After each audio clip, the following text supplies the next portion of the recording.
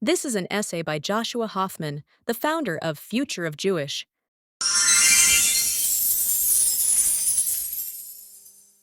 A few days ago, an American family friend shared an unpleasant encounter with their local rabbi.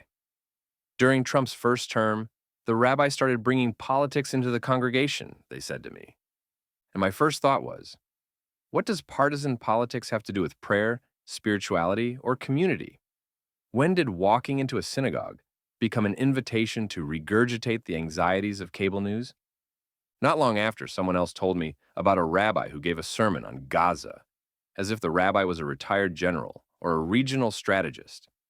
Rabbis are teachers of Torah, stewards of Jewish tradition, caretakers of community, not geopolitical experts. When they start lecturing about military strategy, partisan ideology, or the politics of the moment, it doesn't elevate the community. It fractures it. It replaces Torah with talking points, creates echo chambers, alienates those who disagree, and turns synagogues into battlegrounds. Spiritual spaces should be sanctuaries, not extensions of political Facebook. These stories reflect a deeper and more troubling trend within diaspora Jewish life. The growing assumption that supporting Israel is, or should be, conditional on whether one agrees with the current Israeli government. More and more, Jews outside Israel speak as though their political preferences from thousands of kilometers away should override the lived experience and democratic choices of 10 million Israelis. For many diaspora Jews, Israel is something they talk about. For Israelis, Israel is something they live every day. The gap between having opinions and carrying consequences has never been wider. In the diaspora, critique is cost-free.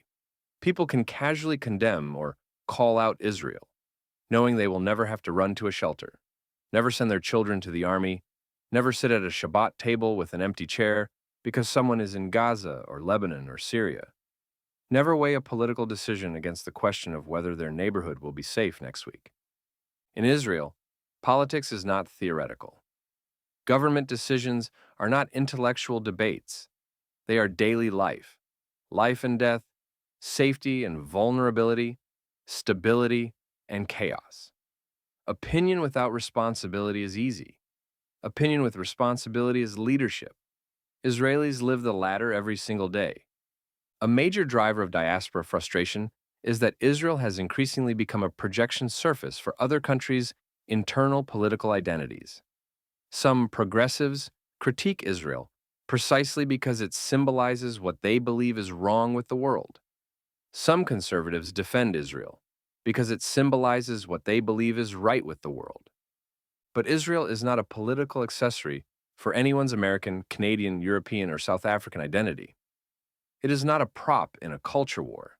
It is a homeland, a refuge, and the center of Jewish civilization.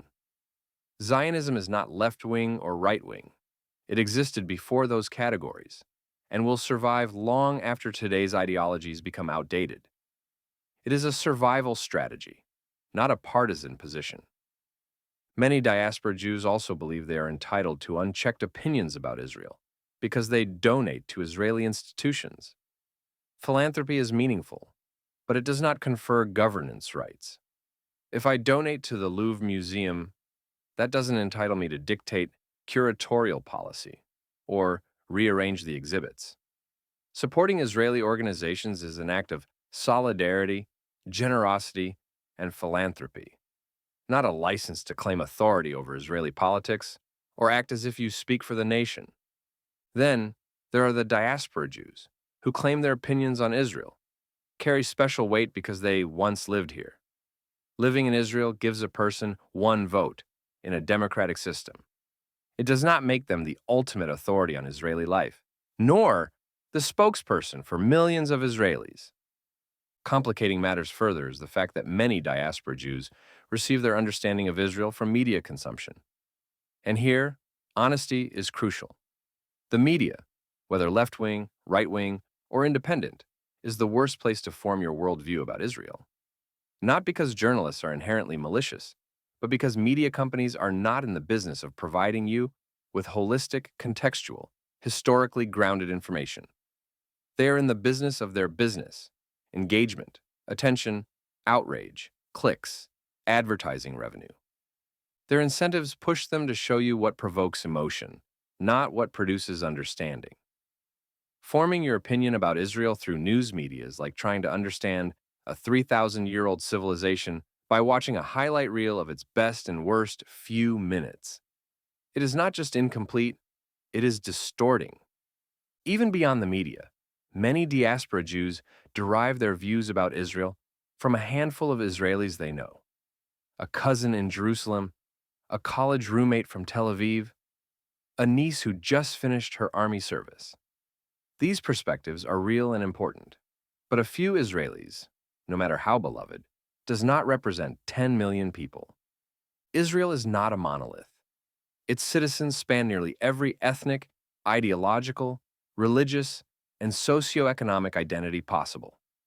There are secular and ultra-Orthodox Israelis, left-wing kibbutzniks, and right-wing settlers, Mizrahi, Ashkenazi, Ethiopian, and Russian-speaking communities, Arab Israelis, Druze Israelis, Bedouin Israelis, and dozens more.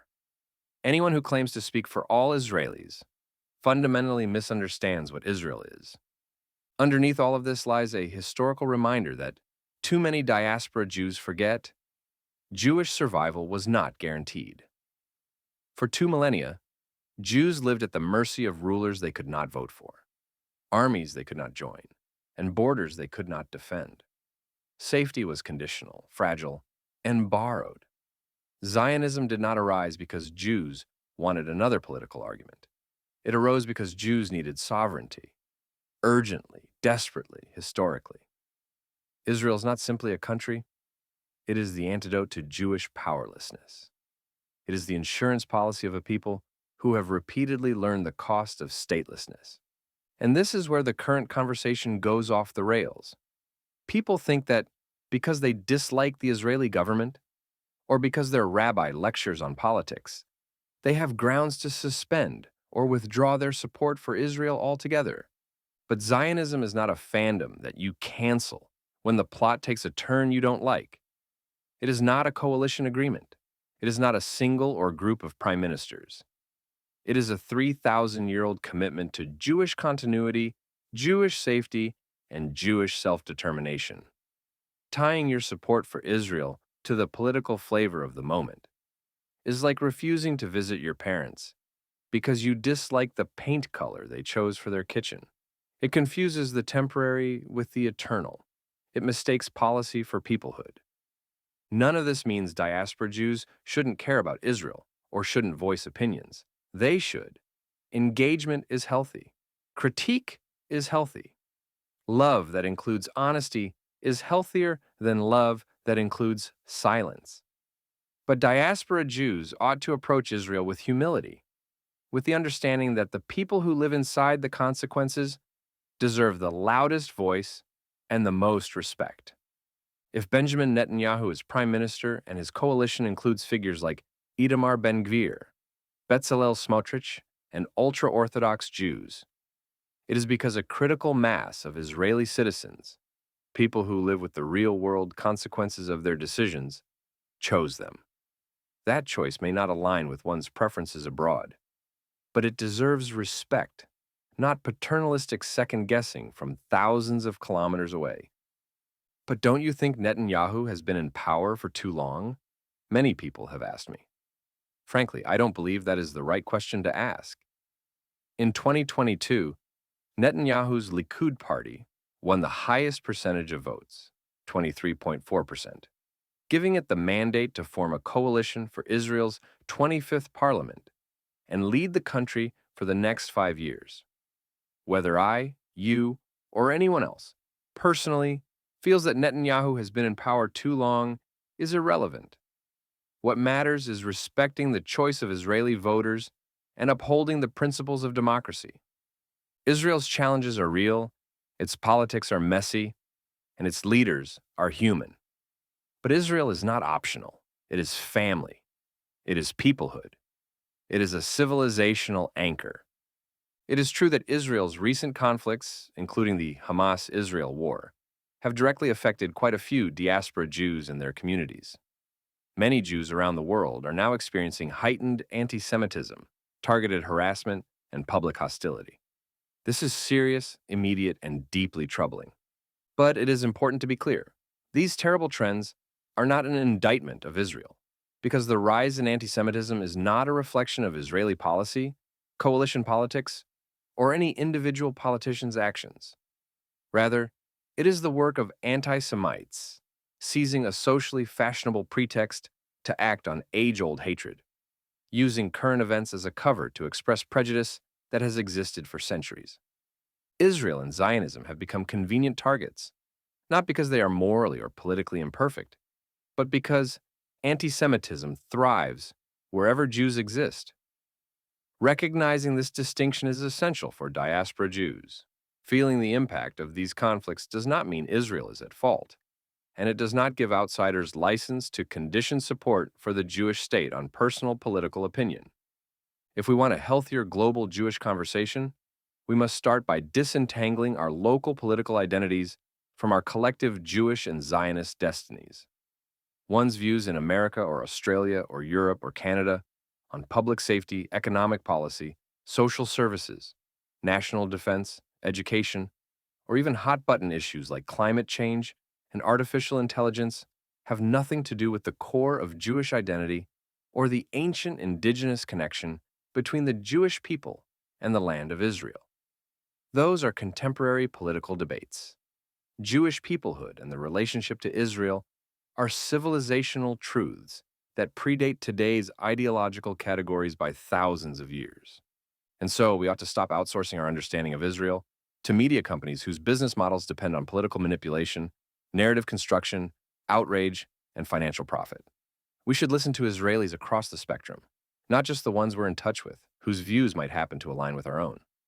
And we must expect rabbis to return to their ancient and noble task, teaching Torah, guiding souls, nurturing community, not recycling cable news.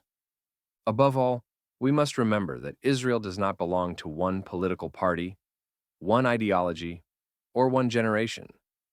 It belongs to the entire Jewish people. And if we are going to survive as one people, we must treat it that way. The difference between family and politics has to be restored. Israel is forever. Politics is transient. And if diaspora Jews can return to that clarity, the conversation won't just become more honest, it will become more united and far more worthy of the story we inherited.